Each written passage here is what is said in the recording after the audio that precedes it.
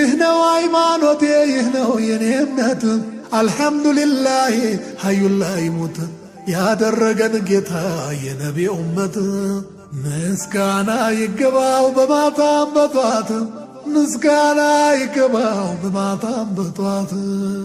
አልሐምዱሊላህ ሙስሊም ያረገን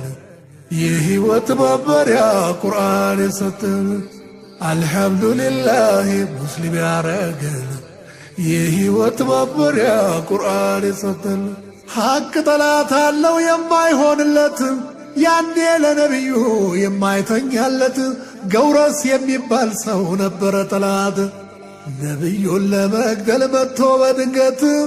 ሰይፎን አውርዶ ከሰቀሉበት ተኝተው ነበረ ቀሰቀሰወት ያስፈራራው መስሎት ማነው የሚያድን ብሎ ሲለወት አላህ አምላክ የት ሄዶ ሲሉት ያልጠበቀው ነገር ሲመልስለት ድንጋጤ ይዞት እጁ ሆነ